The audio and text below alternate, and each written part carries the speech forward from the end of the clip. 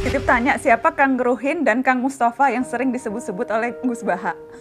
Dalam setiap dakwah jika mencontohkan A atau B kan selalu pakai nama Ruhin dan Mustafa. Siapa itu Gus? Itu orang beneran atau bagaimana caranya bisa ketemu Rasulullah walau hanya sebatas mimpi? Ya, kalau kita menjadi fans yang ngefans banget sama idola atau menjadi fans seperti K-pop yang sangat fanatik, itu sebetulnya tidak apa-apa atau sebaiknya jangan kalau kita mengidolakan sesuatu sampai fanatik luar biasa.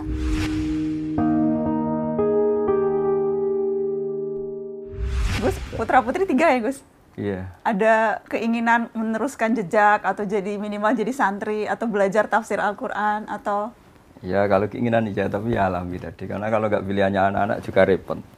Tapi insya Allah kalau kultur di kampung ya, di tradisi keluarga kami kan khas. Sehingga dibentuk, tidak dibentuk, disuruh, tidak disuruh ya arahnya ke sana. Karena ini cerita sedikit. Dulu bapak itu sangat dekat ke teori keilmuan. Ada seorang yang terlalu stakeng, terlalu keras pada anaknya, sehingga di rumahnya itu tidak ada TV, nggak ada motor. Singkat cerita, pertama anaknya tahu TV ya dari tetangganya atau dari temannya, naik motor ya diajari temannya. Repotnya anak ini yang berjasa ini, mimman lam yusolli wa lam yasum, ya tidak sholat, tidak puasa. Singkat cerita, anaknya ini lebih terdikte ini daripada oleh orang tuanya. Pas sudah kejadian itu, si orang tuanya sowan ke saya, karena bapak sudah meninggal, cerita bahwa metode Kiai Nur Salim, metode jenengan saya akui Gus gini. Terus dia tanya ke saya, kenapa Gus metode itu? Saya kan ngiranya kalau ada TV, ada motor, anak jadi nakal karena nonton TV. Terus saya bilang, al-insan abdul ihsan, manusia itu budaknya kebaikan. Sehingga ketika anak Anda ini utang jasanya sama orang nggak sholat, dia ingin niru yang nggak sholat. Sementara melihat Anda sebagai orang yang tidak simpatik karena melarang terus. Semenjak itu dia ngakui manhajnya bapak saya. Dan dulu bapak saya juga gitu. TV ku ya ono madharoteha gitu kalau bahasa Jawa. Tapi nak radi TV terus delok ning tonggo selain ganggu ya engko pengaruh tadi. Karena tadi artinya makanya dalam doa-doa para wali, para ulama kan, jangan jadikan kami dikuasai orang yang tidak takut engkau ya Allah. Karena tadi al-insan abdul ihsan, artinya anak ini nggak sholat. Nggak sholat, nggak puasa karena lebih utang jasa sama pertama yang meminjami motor, yang meskipun akhirnya alhamdulillah akhirnya bapaknya rubah, terus anak ini jadi baik lagi. Tapi ini kan cerita manhaj betapa bahayanya terlalu stakeng, terlalu keras tadi. Jadi dari satu keilmuan al-insan abdul ihsan ya sudah kita harus ihsan sama anak-anak, sama siapapun. Insya Allah barokahnya itu lebih mudah berdakwah. Itu di hadis rahimallahu imra'an a'ana waladahu ala birri. Allah merahmati seorang yang membantu anaknya untuk jadi baik. Bagaimana? Jangan dia maki. Jangan dia bebani beban yang berat. Ya toh? Kalau tegur yang baik. Ya toh? Itu. Jadi ada hubungan akrab sehingga kalau dia mau curhat, dia curhat pada ibunya kalau perempuan. Dia curhat pada bapaknya, bukan curhat pada temannya. Ya, temannya ya. Karena itu bersahabat. Ya, kamu kan curhatnya sama mami kan? Ya, Nana curhatnya apa marahnya? Jengkelnya mungkin ya. Abi Gus, ini kita jawab pertanyaan netizen ya. Soalnya kita udah janji. Ini dari Alfi Mai. Mungkin dijawabnya singkat-singkat aja kalau bisa. Gimana sih Abi dan Gus cara istiqomah untuk menghafal Al-Quran? Saya jawab, ya karena kalau keyakinan saya, keyakinan semua orang kalau sudah hafal lupa itu dosa. Pertama karena takut dosa. Tapi setelah ke kelas tertentu, makom tertentu memang asik. Punya hafalan itu asik.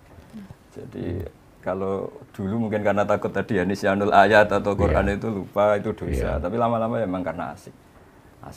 Karena asik. Ya, saya kira saya benar itu. Asik, ada kenyamanan tersendiri itu ya. Apalagi kalau ngerti. Karena itu sangat membantu dalam menghafal, menghubungkan ini tadi ceritanya ini begini. Jadi sebenarnya sangat mudah hafal itu. Tapi sangat mudah lupa. Yang kedua itu yang sering terjadi. Ya, sangat mudah. Tapi karena kalau dipahami itu jadi lebih mudah. Iya, jauh lebih mudah dipahami daripada tidak. Salah satu itu kan untuk Kan harus dicantolkan itu ingatan supaya dia ini. Ini nyambung lebih ke pertanyaan Nita Desya. Bagaimana jika sampai mati saya tidak tahu arti keseluruhan isi Al-Quran, apalagi tafsirnya? Apakah saya berdosa? Hanya dibaca sampai hatam berkali-kali, baca terjemahannya juga jarang-jarang. Saya titip salam sama Gus Baha, saya sudah beli Al-Quran terjemahan yang UII. Gitu. Kalau sampai dosa enggak lah, kan kalau paham semua itu fardu kifayah. 1-2 orang di kawasan itu memahami ini sudah cukup. Dan mulai dulu pun ya enggak semuanya paham Quran. Cuma bahwa baca hatam mungkin terus belajar itu bukti cinta itu insya Allah cukup untuk sowan lah nanti kepada Allah, anta ma'aman ahbabta atau almaru ma'aman ahabba.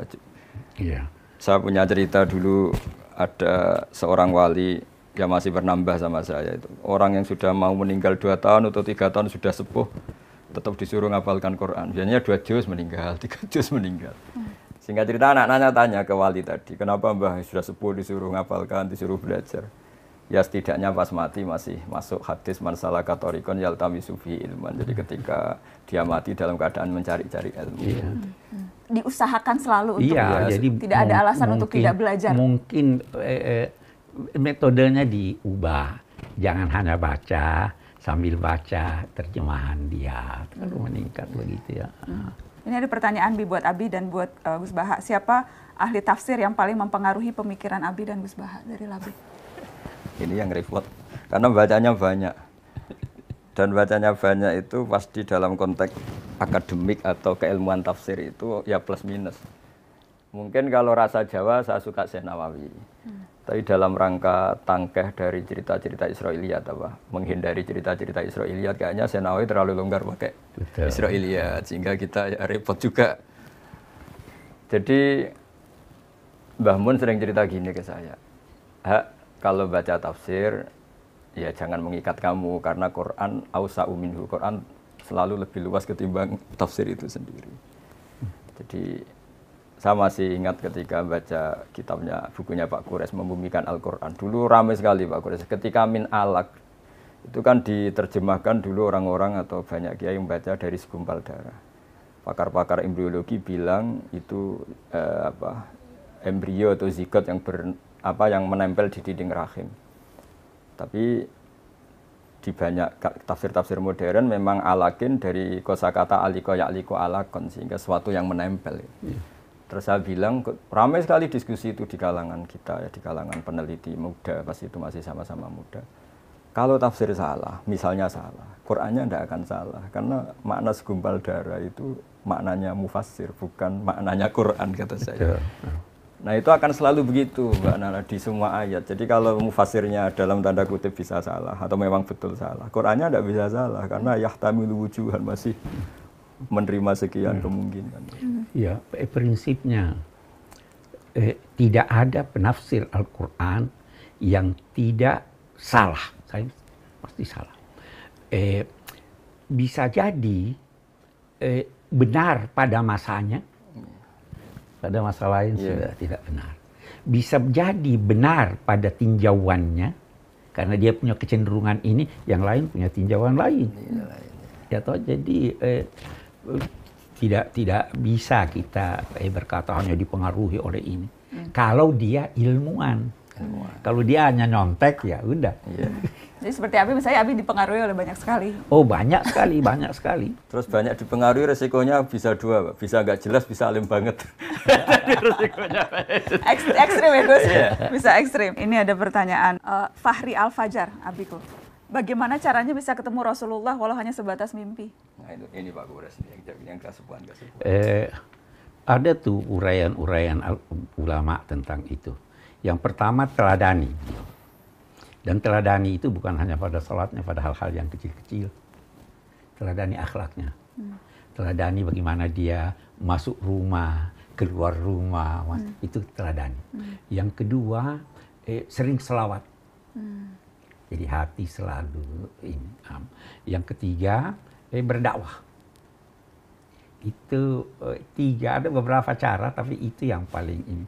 Saya kira yang paling sulit itu meneladani. Bagaimana kita meneladani akhlaknya, bagaimana ya banyak sekali. Sehingga hati terpaut dengan beliau Dan dari segi ilmu jiwa juga kan ada itu. Kalau terpaut hati bisa mimpi. Nah, tapi ini kalau Rasulullah itu yang mimpi itu pasti benar. Maksudnya, Mimpi yang pasti benar itu kalau mimpi Rasul. Begitu loh Gus Wah, ya. Walaupun Walaupun fil manam faqad ra'ani haqqan. Fa inna syaitan la Dan kita kalau mimpi kita tahu itu bertemu Rasulullah, kita tahu ya. Walaupun kita tidak pernah melihat, kita tidak tahu wujudnya, tapi ketika kita mimpi itu pasti. Rasul, ya. Dan yang mimpi itu bisa bermacam-macam. Mungkin waktu dia lihat, oh ini kok muda, ini kok tua, ini dan itu nanti ada tafsirnya lagi. Apanya? Mimpi Rasul tidak mungkin salah. Mimpi Tuhan pasti salah. Karena laisa kamitslihi syai'un. Iya. Oke. Ini pertanyaannya ringan. Gus, bolehkah mensalawati seseorang supaya bisa berjodoh? Ya kalau harapan terus kepada Allah ya bagus lah. Terus yang dipakai sholawat ya. Wah, ini ada 4-nya. Gimana nih? Kalau yang nggak bagus itu kan memaksakan kehendak ya. Kalau harapan kan ya bagus. Oh, iya.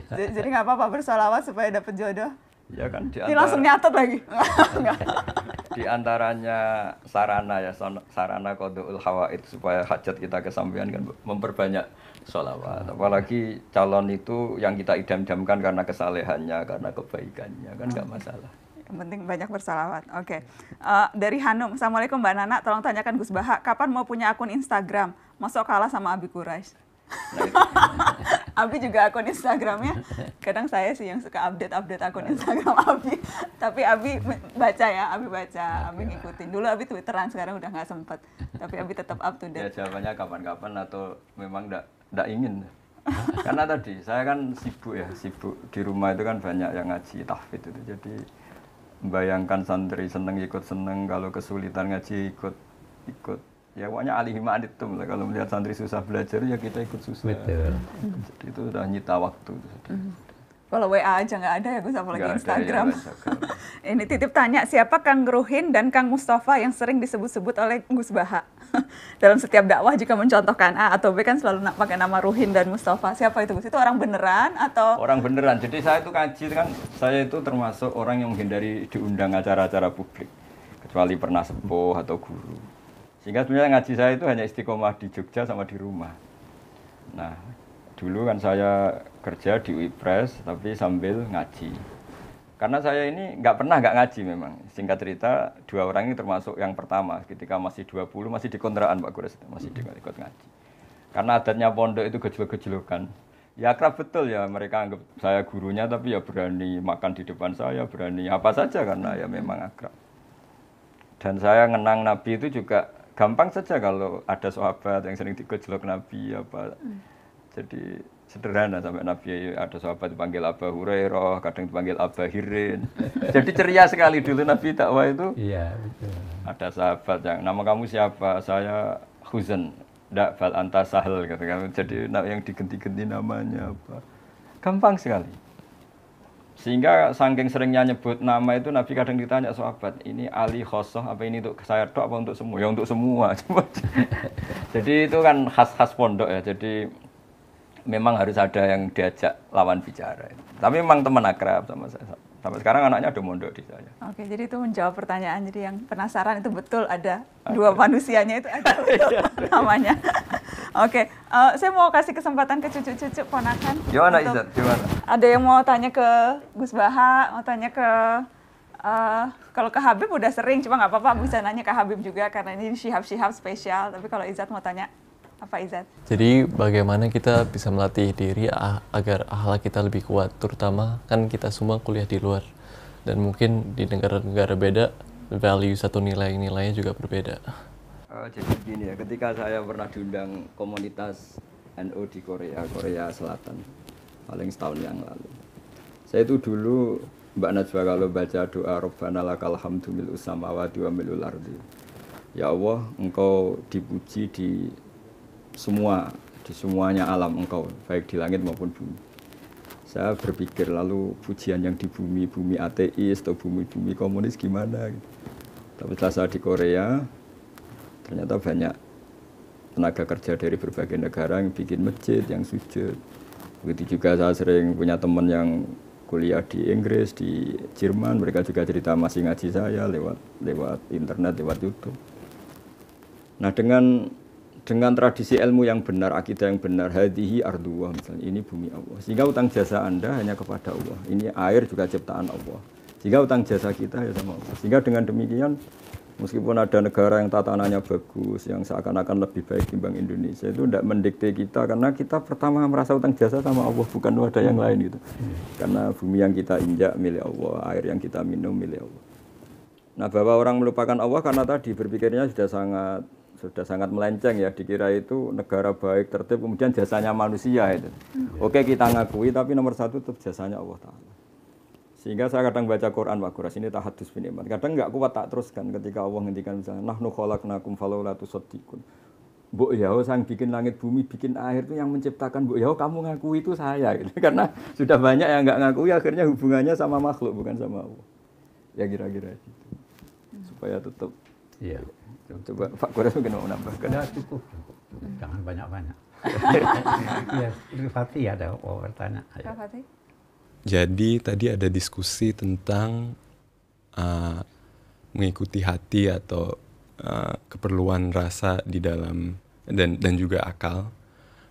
Tapi pertanyaanku mungkin untuk Gus Baha dan Habib lebih mendalami hal itu. Sekarang banyak orang membenarkan hal dengan mengatakan, oh saya hanya mengikuti hati saya. Dan mungkin hal-hal itu mungkin bisa aja kurang baik atau mungkin tidak, ya mungkin saja hal itu tidak benar atau bisa menyakiti orang lain. Jadi pertanyaanku adalah, apakah hati itu selalu benar, dan jika tidak, bagaimana kita bisa mengasahkan hati kita agar mungkin lebih sering benar? Oh, ya. Ini tadi yang membicarakan hati tadi. Tidak hati kamu dengan ilmu, ilmu dengan rasa. Iya, jadi begini. Ada yang dinamai hati nurani. Ya kan? Tapi hati nurani itu tidak selalu benar. Karena hati nurani itu dibentuk oleh lingkungan, oleh budaya, oleh pengetahuan. Kalau ini keliru, bisikan hatinya keliru. Kira itu orang-orang itu ada diberikan oleh Syekh Abdul Halim Mahmud, ada bukunya menyangkut itu. Dia bilang, kamu kira itu filosof Yunani yang melecehkan perempuan, kira-kira hati nuraninya tidak ada. Itu kaum kapitalis. Apa hati nuraninya lebih rendah daripada orang komunis? Semua punya hati nurani, tapi hati dibentuk oleh ini. Hati nurani kalau mau benar harus dibentuk berdasarkan cahaya ilahi. Ya toh? Itu yang membentuk nurani. Kalau sudah terbentuk itu yang Nabi. Jadi yang sudah terbentuk itu yang Nabi katakan apa itu? Istafti qalbak. Jadi kalau sumbernya, isinya salah, ya ininya salah. Tapi ikuti Al-Quran. Bagaimana itu Al-Quran? Allahu nurus samawati wal ardh. Dia yang memberi cahaya. Akal diberinya, hati diberinya, ilham diberinya. Ini kumpulan, itu hati nuraninya pasti benar. Tapi kalau sumbernya, ya toh, jadi banyak orang berkata hati nurani. Enggak, hati nurani bisa salah. Tergantung dari mana sumbernya hati nurani. Dari mana sumbernya? Dan sumber segala sumber Al-Quran. Segala sumber Al-Quran. Ya kan? Oke. Jadi mengasah hati untuk Di benar situ dengan pentingnya belajar orang Al-Quran. ngaji. Betul, ngaji lagi. Ya kan, ngaji lagi, Quran lagi. Ya, Seperti contoh gini, ada orang ibunya meninggal terus cerita ke saya, Gus ini susah karena harta banyak saya habis untuk ngurmat ibu, atau akhirnya meninggal juga. Setelah saya beri pencerahan, kamu harus bangga, uang kamu habis untuk kebaikan ngerawat ibu. Kayak apa kalau habis untuk membiayai hal-hal yang buruk? Akhirnya bisa syukur. Jadi ilmu lagi. Sama seperti kita misalnya demi hal yang nggak benar mau dibiayai 2 juta, kata kamu penting. Tapi secara syariat ada ibu kita, ada keluarga kita yang lebih mendesak. Sehingga kalau ngaji terus ngerti bahwa yang kita inginkan ini nafsu apa hati. Jadi yang kita katakan hati jangan-jangan nafsu. Jadi itu makanya ada ayat in tattaqu hayaj'al lakum furqanan. Sudah kamu takwa secara benar, pasti hati kamu tahu pembeda yang hak dan yang batil. Nah itu yang dimaksud Nabi istaftiqul qalb itu yang sudah kelas itu, yang sudah kelas-kelas itu. Tapi kalau yang latar belakangnya macam-macam terus tanpa punya nurani ya tadi ya sebetulnya nafsu pasti. Ini nyambung ke pertanyaan sebelum ke Nishrin ya, ini nyambung ke pertanyaan Yuni. Mbak Nana pengen tanya sama Gus Baha dan Abi, bagaimana cara menghadirkan Allah di hati kita sedangkan Allah itu tak terbayang? Nyambung ke yang tadi Gus. Jadi kalau di surat Waqiah itu orang dilatih tadi Mbak Najwa ya. Nahnu khalaqnakum falaula tusaddiqun. Hubungan terdekat kamu itu dengan saya kata Allah, karena saya menciptakan kamu. Seperti dalam kehidupan nyata saja hubungan dekat jenengan sama ibu sama bapak, karena manusia yang menjadikan sebab wujud Anda. Lah Allah memaklumatkan dirinya juga gitu. Saya ini yang menciptakan kamu, harusnya kamu terdekat sama saya. Ketika kamu minum, apa kalian menciptakan air? Antum anzaltumuhu minal musni, apa kamu yang menciptakan awan yang menjadi air? Ketika kita bercocok tanam kata Allah, apa kamu yang menghidupkan tanaman itu? Semuanya saya. Nah, dengan merasa tergantung itu kepada Allah ketika kita masih janin ya, dikelola Allah sedemikian rupa di rahim ibu. Kita tidak tahu cara menyediakan Allah oksigen, kita tidak tahu cara Allah mengatur kesediaan air padahal dunia sudah seperti ini. Dengan seperti itu kan sering tergantung sama Allah. Makanya di tafsir itu inti dari tasawuf itu antumul fuqara ila Allah, semua harus merasa butuh sama Allah. Ya, mungkin Pak Graf bisa menambahkan itu. Ya, tapi tambahkan ya. Bisakah Tuhan dilihat? Tidak bisa ya? Sebenarnya bisa. Melalui alam raya. Jadi ada itu istilah tajalli. Tuhan menampakkan dirinya sesuai kemampuan kita melihat. Kita tidak bisa lihat Tuhan. Mata kita terlalu lihat matahari aja tidak bisa lama-lama, ya kan? Maka Tuhan ingin memperkenalkan dirinya. Dia ciptakan alam raya itu tadi yang dibilang khalaqtul khalqa liya'rifuni. Apa? Lihat. Kenapa ada ini? Kenapa ada itu? Tidak mungkin itu ada kalau tidak ada yang mengadakan. Maka lahir, oh ini dia hebat ini. Kok bisa begini, bisa begini, bisa begini. Jadi karena itu dalam konteks mengingat ada yang dinamai jangkar emosi, jangkar ingatan. Itu lihat itu foto yang di atas, lihat itu terus ingat ayah. Ya, betul. Jangkar untuk kita ingat. Kenapa kita pasang ayat-ayat Quran di rumah? Itu jangkar, ya toh? Nah, ini orang tidak mau pakai jangkarnya, jadi dia lupa. Tapi jadikan semuanya jangkar. Semua bisa jadi jangkar. Dengar guntur, ingat Tuhan, ada doanya kan? Subhanallah di yusabbihu ra'du bihamdih. Ya, jadi itu yang diajarkan supaya selalu ingat, oh ini begini. Jadi tidak pernah lupa. Oke. Nishrin? Oke, sebenarnya ini sekalian curhat juga ya. Boleh, nggak apa-apa curhat. Sebenarnya yang aku alamin, baik teman-teman aku juga kayak nggak ngerasa atau nggak tahu makna di balik ritual-ritual tersebut. Nah, gimana kita, mungkin bisa cerita pengalaman sendiri, gimana kita bisa bergerak dari pelajaran-pelajaran agama Islam atau pengertian-pengertian agama Islam yang sebatas ritual doang pada diskusi-diskusi yang lebih dalam, yang lebih spiritual dan bermakna. Jawabannya proses. Ya semuanya itu proses. Dulu saya juga sering ditanya anak-anak SMA, ketika di Jogja sering ditanya anak-anak kuliah, gimana Gus kalau sholat supaya ingat Allah, terus padahal saya tidak paham lafaz-lafaz itu, kalimat-kalimat itu maknanya apa. Ya saya jawab, setidaknya kamu dengan sujud tahulah harus tunduk kepada siapa, kepada Zat yang Maha Besar, Allahu Akbar.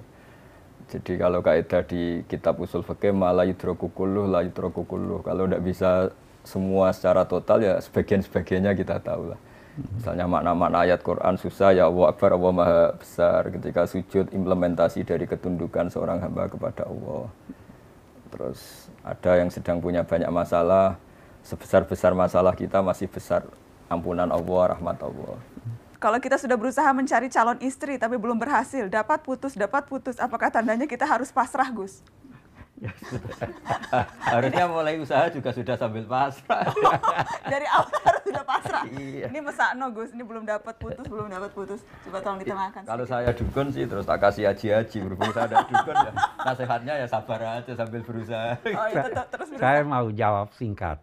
Kalau Anda mau pasangan laki-laki bagi perempuan, perempuan bagi laki-laki yang sempurna, kawinnya di sorga. Di dunia ini tidak ada yang tidak berkekurangan. Jadi itu pilihlah. Ada pilihan, pilihlah yang agamanya baik. Okay. Setelah itu nanti pilih yang lainnya kan fasfar bizatidin tariwat yadak.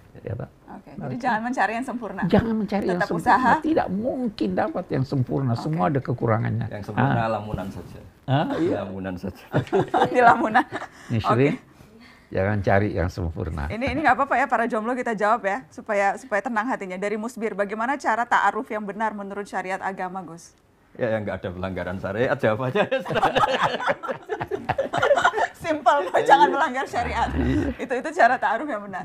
Tapi dekat, berkenalan, mencari tahu itu masih oke kan, Gus? Ya pokoknya kalau masih dalam proses yang baik dan untuk hal yang baik itu kan masih ditoleransi oleh syariat. Iya. Terus tidak Ya huluwah. kunjungi rumahnya, kenalan sama orang tuanya. Kan pantangannya tuh huluwah Pak Gores ya. Iya. Jadi sama-sama keluarga. Jangan beli kucing dalam karung. Harus kenal. Harus kenal. Nabi suruh kenal. Dulu merasa cukup dengan melihat. Sekarang tidak. Harus dengar suaranya gimana. Ya kan? Ya, oke. Oke, jadi tetap harus kenal gitu ya. Oke, ini ada lagi kita kumpulkan nih yang jomblo-jomblo biar sekalian. Mana nih satu lagi tadi sebentar. Oh enggak, ini bukan soal jomblo tapi ini juga netizen secara umum. Dari Lestari mau bertanya dong, Mbak Nana, mohon pendapatnya kalau kita menjadi fans yang ngefans banget sama idola atau menjadi fans seperti K-pop yang sangat fanatik, itu sebetulnya tidak apa-apa atau sebaiknya jangan kalau kita mengidolakan sesuatu sampai fanatik luar biasa? Ya lah, pasti jawabannya jangan. Kalau apa-apa berlebihan pasti tidak baik. Karena nanti resikonya gampang kecewa. Oke, jadi segala sesuatu yang berlebihan itu tidak baik, termasuk berlebihan, ngefans berlebihan itu juga baik. Iya, itu dari dulu begitu. Ada orang-orang yang terlalu ngefans pada Nabi, sampai pada Nabi. Begitu ada berita Nabi meninggal, dia murtad. Iya, karena berlebihan. Karena berlebihan. Jangan menilai sesuatu karena ada unsur materi. Jangan menilai sesuatu karena orangnya. Nilailah sesuatu itu berkat substansi yang ada padanya. Iya kan? Oh itu dia yang bilang begini, ulama ini, profesor ini. Belum tentu benar. Ya toh, jadi. Banyak juga kan calon jemaah haji yang sudah menabung bertahun-tahun, sudah betul-betul rindu ingin datang, kemudian tiba-tiba karena situasi, rencana berubah, sulit untuk mengikhlaskan, itu sulit buat atau rela tidak pergi padahal sudah dibayang-bayangkan dan sebagainya. Bagaimana mengobati kekecewaan mereka yang tidak bisa ke tanah suci tahun ini?